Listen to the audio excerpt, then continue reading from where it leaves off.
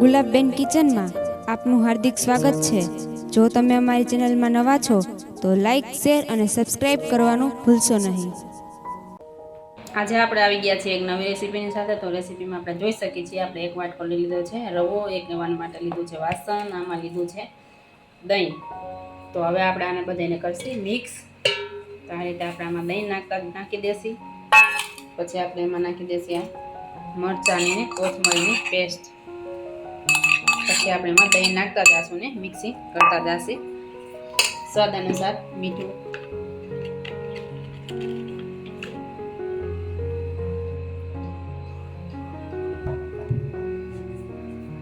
હવે આપણે સ્વાદ અનુસાર મીઠું નાખીએ, પણ જરાક જ આપણે એમાં એડ કરવાનું છે। હવે આપણે આ દહીં નાખતા જઈશું ને મિક્સિંગ કરતા જઈશું।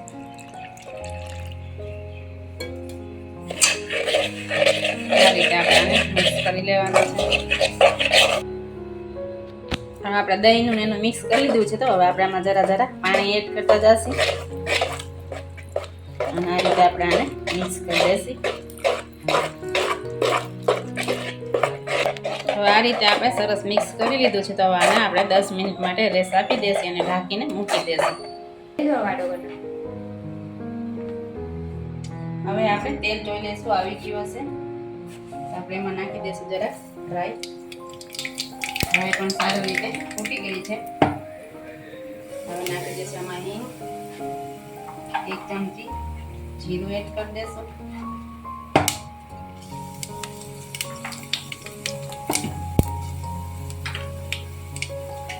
પછી એડ કરશું આપણે એમાં ડુંગળી,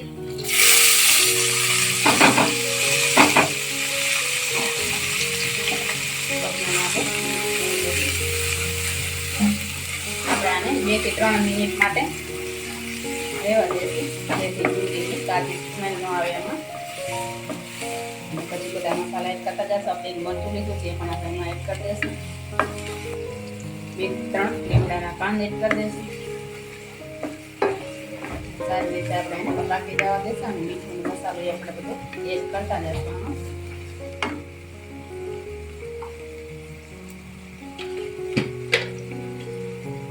મીઠું આપણે એમાં નાખેલું છે એટલે આપણે આમાં બટેકામાં નાખેલું છે એટલે આમાં સ્વાદ અનુસાર જ આપણે એડ કરશું।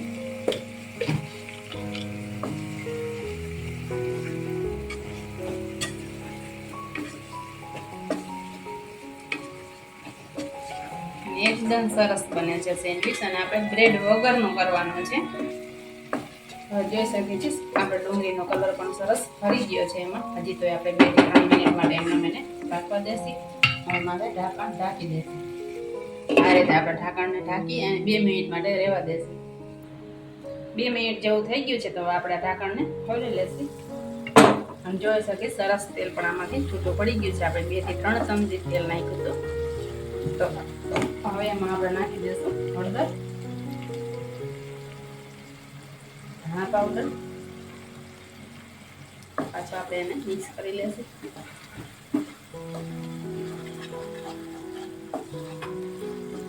સારી રીતે બધો મસાલો એમાં ચડી જાય પછી આપણે એમાં એડ કરશું બટેકા,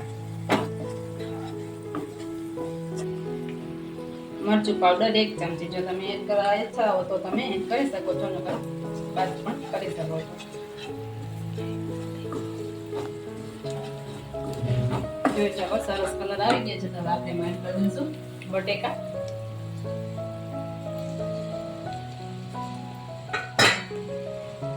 હવે એને આપણે સારી રીતે મિક્સ કરી લઈશું। જોઈ શકીએ છીએ સરસ મસાલો આપણો મિક્સરમાં થઈ ગયો છે। તો હવે આપણાનું ઢાંકણ ઢાંકીને રાખી દેશી અને ત્યાં સુધીમાં હવે આપણો ઓલો રવો જે પલાળેલો છે એ પણ સરસ પલળી ગયો છે। તો હવે આને આપણે ઉતારી લેશું અને જો અમારો વિડીયો તમને ગમે તો લાઈક, શેર અને સબસ્ક્રાઇબ કરવાનું ભૂલશો નહીં, જેથી કરી જે અમે નવી વિડીયો બનાવી તે તમારા સુધી પહોંચી શકે। હજી આપણે આમાં બાકી છે એટલે આ સ્વાદ પ્રમાણે આપણે કોથમરી પણ આમાં એડ કરી દેશું। એની સવારીને આપણે રાખી દીધી છે એટલે એ પણ સરસ એમાં મિક્સ થઈ જશે। હવે આપણે 10 મિનિટ થઈ ગઈ છે તો હવે આપણે આમાં એડ કરી દઈશું ઈનો। આપણા બ્લુ પેકેટમાં આવે છે ઈનો લીધો છે, ઈનાને આપણે નાખી દઈશું। પછી એમાં થોડુંક ઉમેરી દઈશું પાણી। પછી પાછું આપણે આ રીતે મિક્સ કરી લઈશું।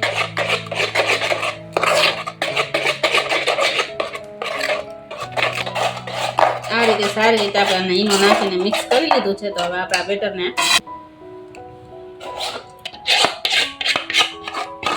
જોઈ શકો છો આપણે આ રીતે એમાં ભરી દીધું છે અને હવે આપણે સ્ટીમ થવા મૂકી દઈશું. હવે આપણે જોઈ શકીએ છીએ આ સરસ રીતે આ બની ગયા છે આપણે, અને આટલામાં આપણે મસાલો પણ ભરી લીધો છે. સરસ રીતે મસાલો પણ આ રીતે ભરી લીધો છે આપણે એમાં અંદર બધામાં. અને હવે આપણે આટલો બાકી છે એમાં પણ તમને બતાવી દેશે. બધે સરસ થઈ ગયા છે અને આ રીતે આપણે એમાં ચાકુના મદદથી ચેકો પાડી લેશે. હવે આ રીતે આપણે ચાકાની મદદથી સરસ રીતે કાઢી લીધા છે. તમે જોઈ શકો છો બે પણ સરસ થઈ ગયા છે. તો હવે આપણે એમાં લસણવાળી ચટણી એડ કરી દઈશું. આમાં આ રીતે મિક્સિંગ કરશું. પછી લસણ મરચાંની પેસ્ટ બનાવી છે આપણે, એ પણ આપણે એમાં લગાડી દઈશું.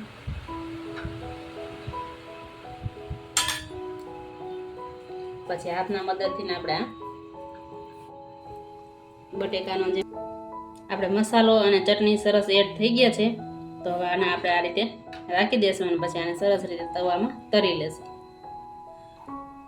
સરસ આપણે આને કણે ઢોસાની તવી મૂકી દીધી છે. હવે આ રીતે આપણે એને તેલથી ગ્રીસ કરી લેશું.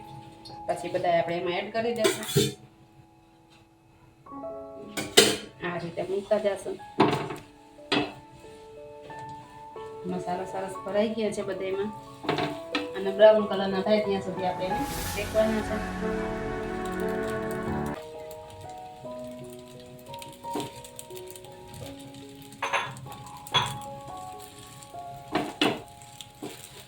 આ રીતે આપણે એને પાકવા દેશું. હા, જોઈ શકો સરસ આપણા બ્રાઉન કલરના થઈ ગયા છે. હજી આપણે એને નીચેનો પડ પણ સરસ રીતે પકાવી લેશે.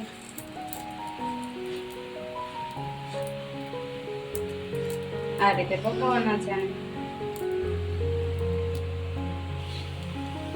હવે આ રીતે આપણે આને એક પ્લેટમાં કાઢી લેશે.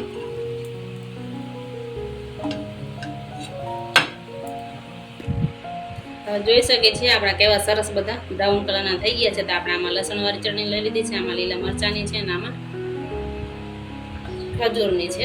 અને સરસ આના ભેગો ટેસ્ટ આવે છે. તમે જોઈ શકો છો, ખાતા જોતા જ મોઢામાં પાણી આવી જાય એવા સરસ બન્યા છે. જો અમારો વિડીયો ગમે તમને તો લાઈક, શેર અને સબસ્ક્રાઈબ કરવાનું ભૂલશો નહીં.